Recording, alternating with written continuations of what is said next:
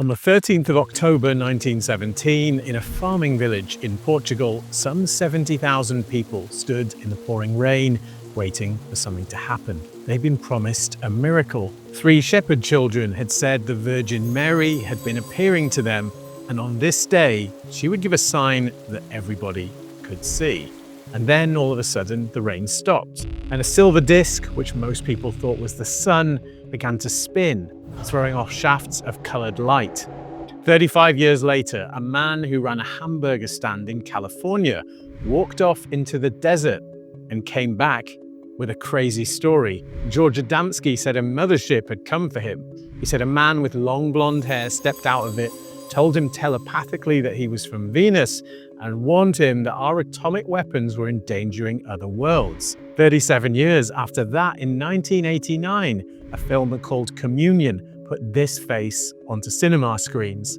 The thin grey body, the black eyes, this was what came to be known as the Grey. These 3 moments gave us 3 completely different pictures of what's out there and what it wants from us. A luminous, holy woman, a blonde man from Venus, a cold, grey surgeon. They have almost nothing in common except for one thing. The gap between these happenings is always about the same, roughly 36 years. That's one synodic cycle of Saturn and Neptune, which brings us to now, because we are inside a Saturn-Neptune conjunction as I speak, and something new has appeared. The United States government, through a department that it's just renamed the Department of War, is publishing photographs, videos, and witness reports of what it's calling UAPs. And this time, the phenomenon has no face at all. No Virgin, no Venusian, no Grey, just objects. This time, we're simply being told implicitly that they're a threat. I've covered this stuff before on this channel, but now I've got a lot closer to what I think is actually going on, and it goes a good deal deeper than aliens. Because when you line these cycles up against what was happening in the world at the time, you start to see something that looks uncomfortably like a mechanism. Something appears to be steering us, and once you've seen the shape of this, you can't unsee it. So hold on to your seats, folks. This one will be a wild ride. It'll give you some fresh insight into the psycho-spiritual nature of our reality and how astrology describes it. Like many people interested in ufology, I've paid close attention to the work of Jacques Vallée, the French scientist, entrepreneur, and legendary investigator of the UFO phenomenon. There are few, if any, investigators who have studied the phenomenon as thoroughly as he has. What's more, Vallée designed the largest UFO database ever assembled. It has around 260,000 filtered cases from all around the world. It's called Capella. He built it inside Bigelow Aerospace for a Defense Intelligence Agency program, and it's still classified. But long ago, Vallée came to the conclusion that UFOs and their occupants are not coming from other planets in distant star systems. At least they're probably not. To be clear, though, that seems to be what the phenomenon itself sometimes wants us to think. But Vallée's key observation is that many UFO cases are completely absurd. They're so silly or bizarre that people don't want to talk about them for fear of ridicule. And the so-called adults in the room in the scientific establishment don't want anything to do with the subject either. For example, in 1961, a chicken farmer named Joe Simonton in Wisconsin saw a craft in his yard. A being got out and held out a jug, which Simonton filled with water. In return, the being gave Simonton 4 small pancakes and flew off. The pancakes were later analyzed, and they were found to be made of thoroughly earthly ingredients like buckwheat hulls and fat. In Valençol, France, in 1965, a man named Maurice Masse found 2 small beings in his lavender field. They paralyzed him with some sort of rod-shaped device and then flew off. Afterwards, lavender would no longer grow on that spot anymore. And of course, we have Adamski's visitor claiming to be from Venus, a planet we now know is a scorching hot hell, and not one inhabited by handsome blonde men in jumpsuits. Vallée argues that this stuff is never going to be of interest to serious scientific researchers, but it's perfect as the stuff of myth. And so, in his book, The Invisible College, in 1975, Vallée lays out a fascinating theory about what the UFO phenomenon really is.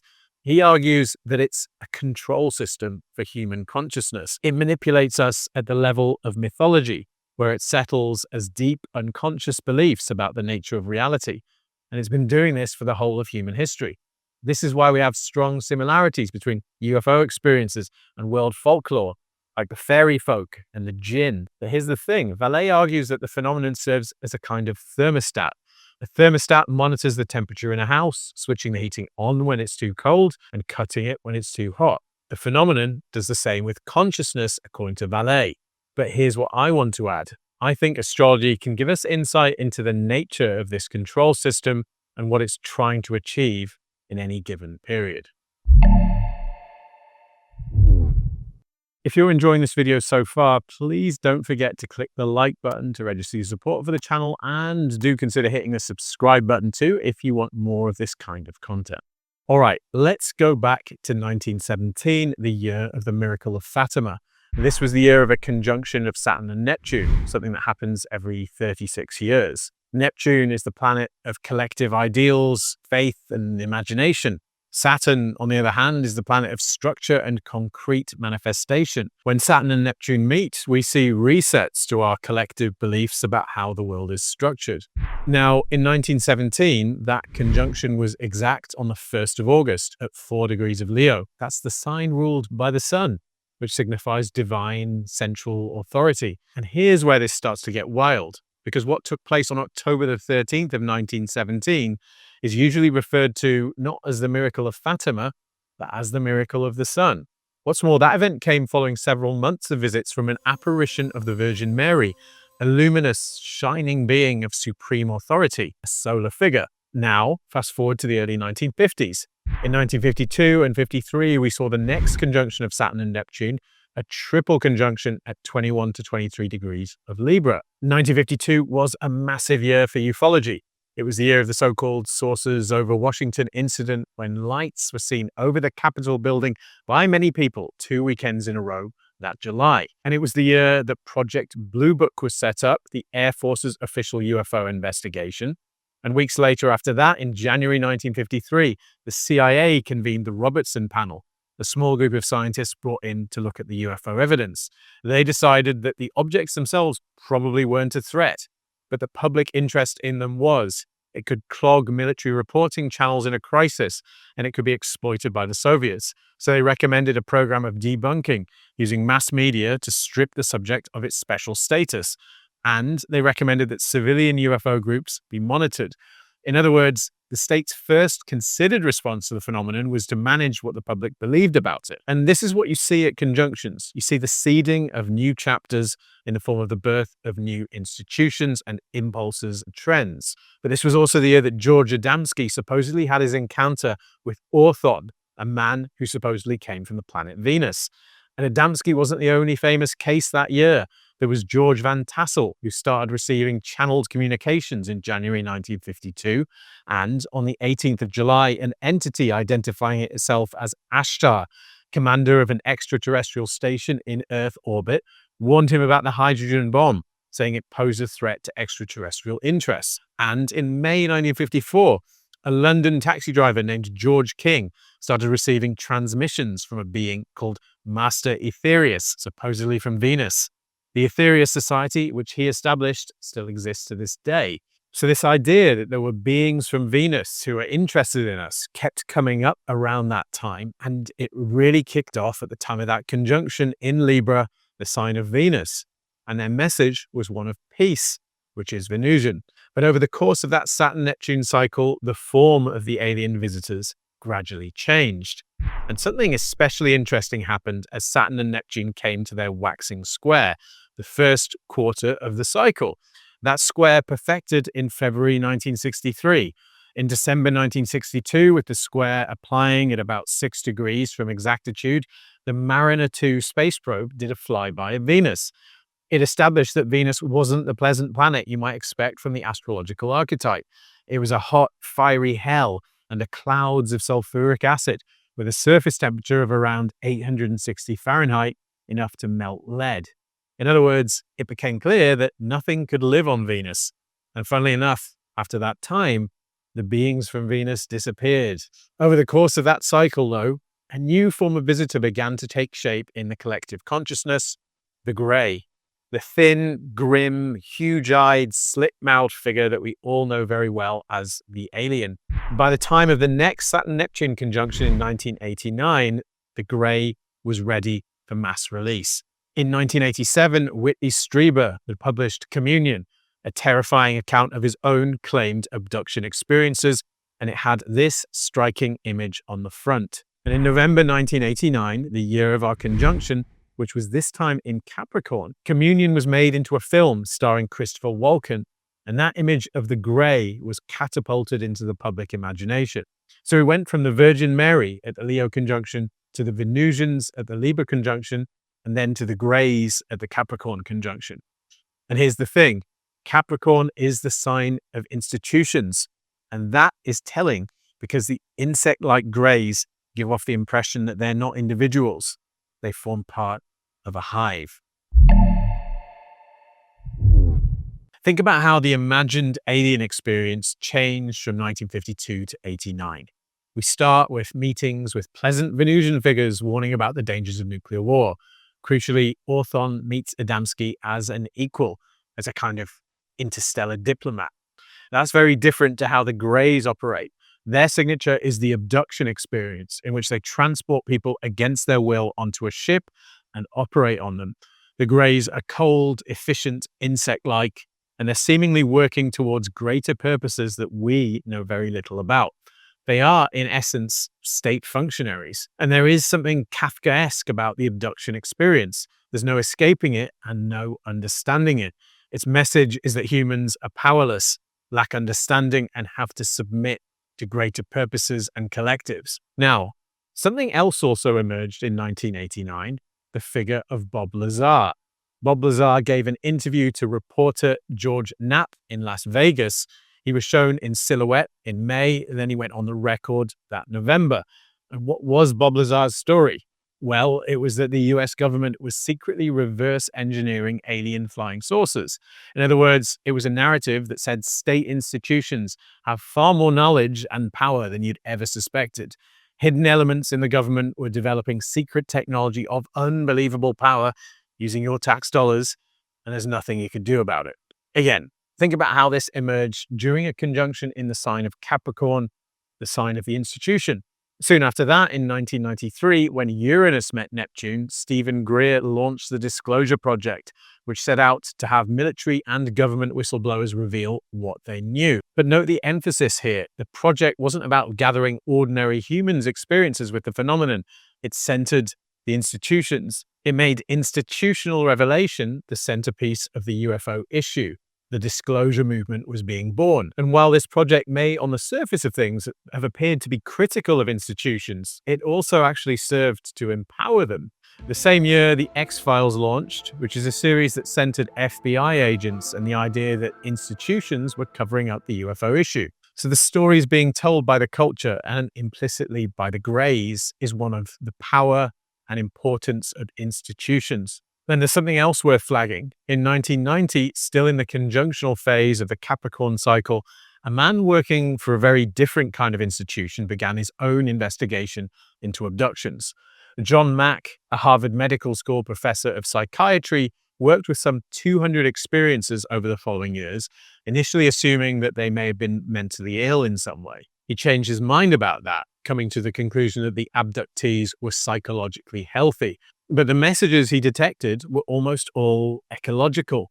Mack reported that the aliens were warning human beings against destruction of the Earth, telling them that ours was a special garden planet, a nursery for species, and that there were very few such planets in the galaxy. A second theme was genetic. They were trying to create hybrids that could survive our ecological destruction. Nuclear weapons came up too, but framed as a biological problem. Radiation damaged the biosphere. Now, think of Capricorn again. It's an earth sign ruled by Saturn. The sun is in Capricorn at the depth of winter. And so it's about the deep descent into materiality. It's about human institutions, the earth, nature, and the structure of the human body itself. And here I can't help but think about this clip from a Brazilian YouTube show in which the hosts show some indigenous people a picture of a grey.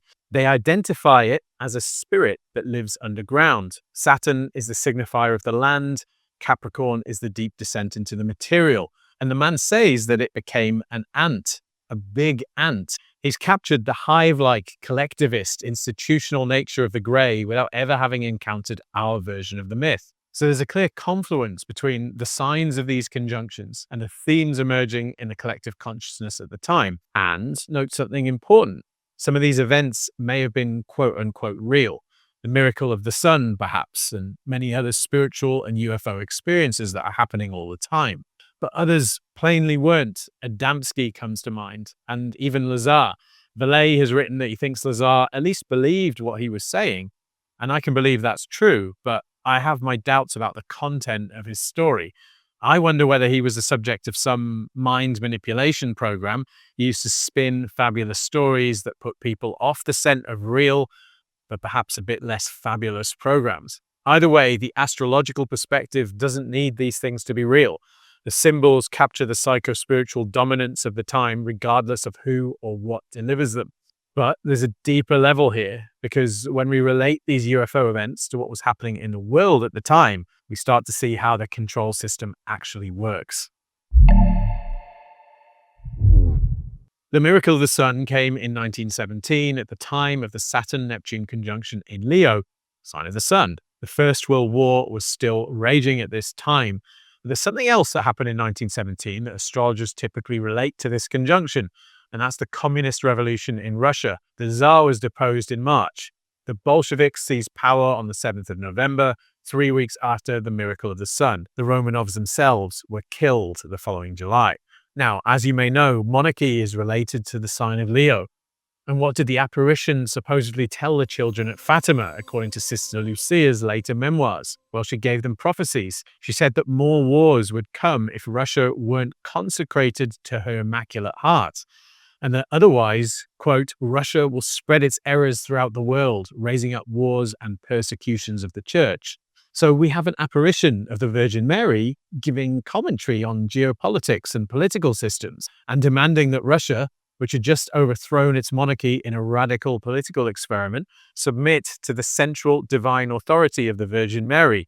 This was a demand for some sort of spiritual centralization. So what actually happened over the course of that 36-year cycle? Well, that cycle saw the emergence of a variety of extremely centralized governments and centralizing rulers like Hitler and Stalin and Mao.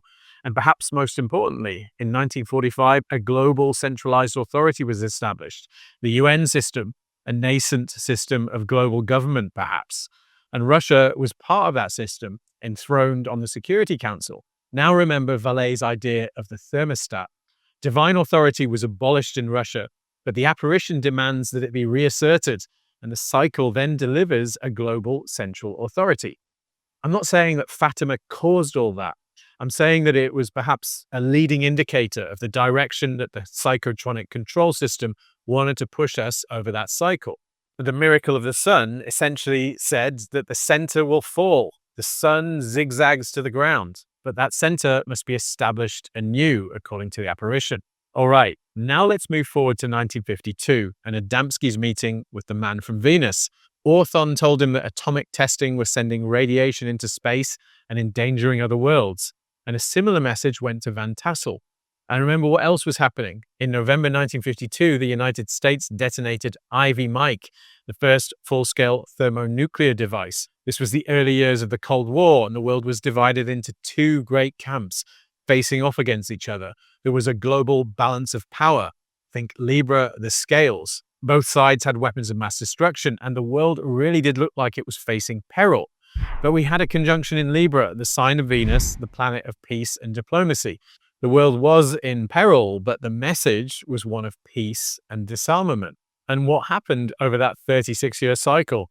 Well, the US and USSR developed the concept of mutually assured destruction. Reagan pushed the system to its limit, and eventually the Cold War ended with the fall of the Berlin Wall in 1989, at one of our conjunctions. But somehow, the apparition got a warped version of what it was asking for. And look at the timing. The wall fell on the 9th of November, 1989. The third and final exact conjunction of Saturn and Neptune came on the 13th. at 10 degrees of Capricorn just 4 days later. And so a physical structure and a great institution disintegrated at the time of a conjunction in the most institutional of all the signs. But notice what else was happening. Lazar and the Greys were pushing the opposite message, that institutions were all powerful and operated on principles that they didn't need to explain to the little people. And look what the Capricorn cycle then built from 1989 to 2026. Governance by algorithm, in which tech corporations working for governments gather vast data on each of us, snoop on us, shape public conversation, and never feel the need to explain themselves at all. We became, like the Greys, more ant-like than ever before. We became a hive.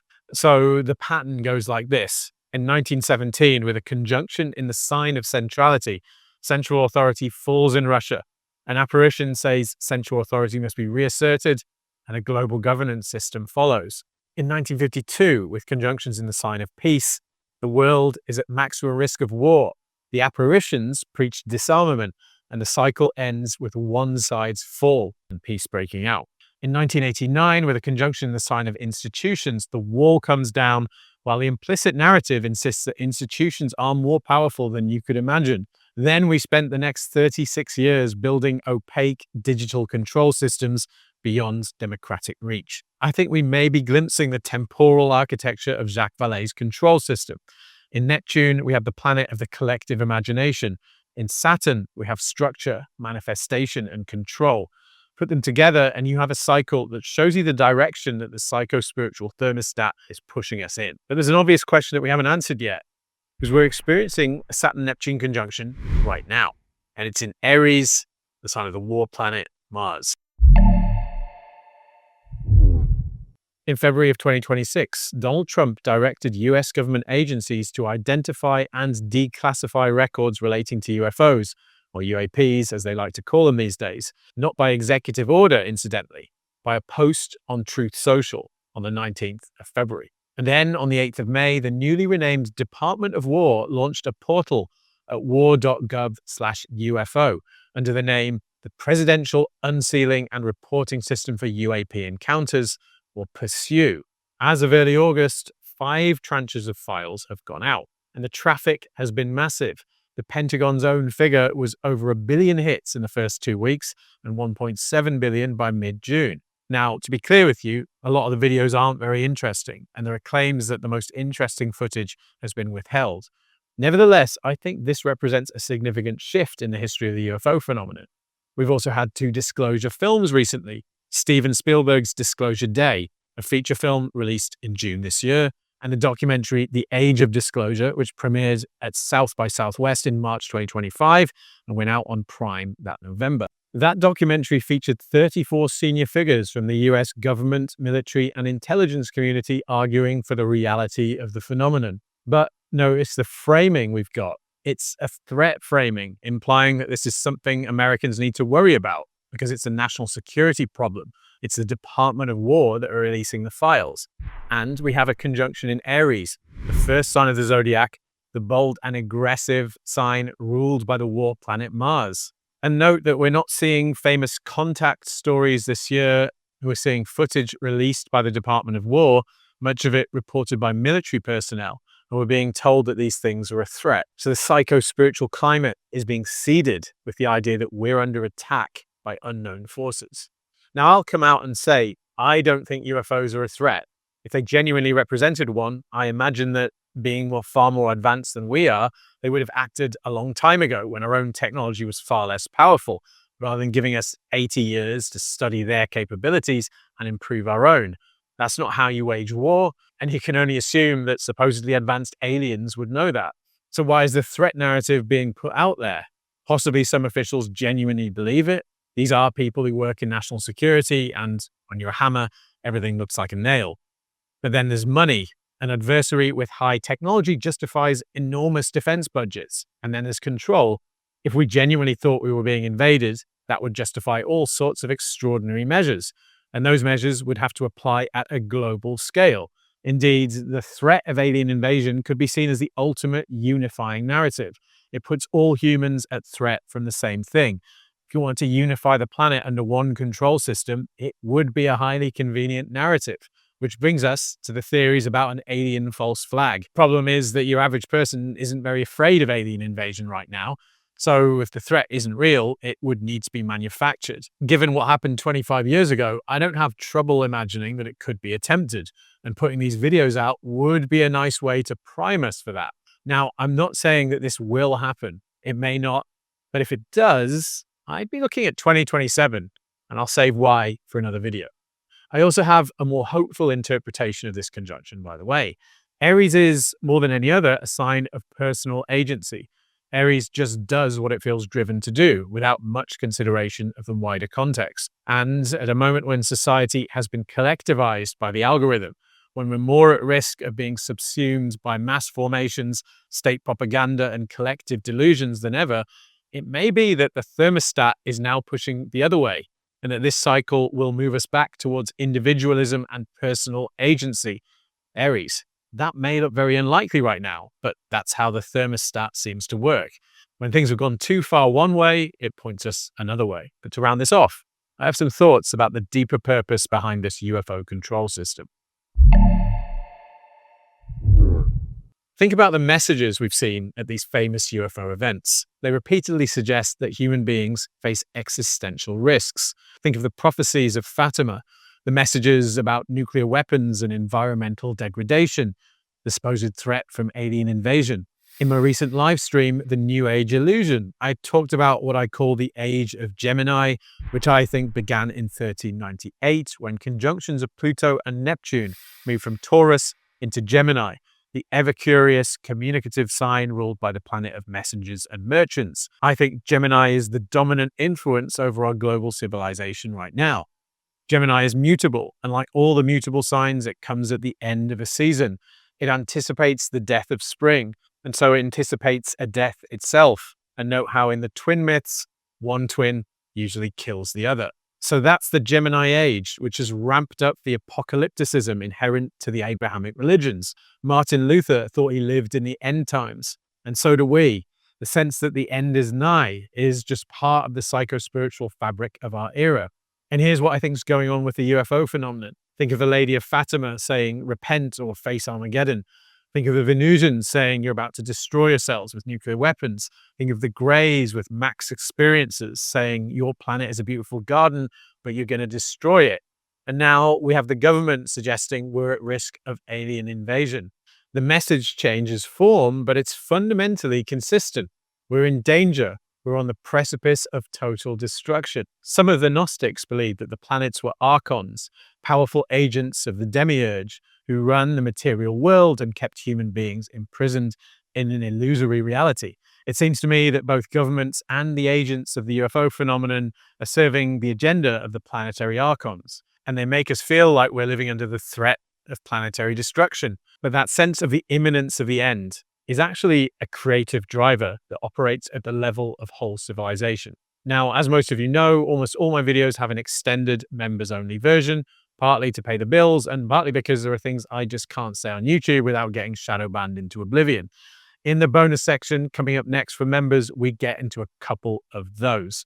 Because it seems to me that if you take it all together, the UFO phenomenon is pushing us towards global technocratic government and transhumanism. And strangely enough, those are also the goals of the richest people on the planet. If you're not joining the bonus section, then I suggest you watch The New Age Illusion if you haven't already. It'll get you up to speed on why I think the new age is always imminent, but never actually comes. Thanks for watching, friends. See you next time.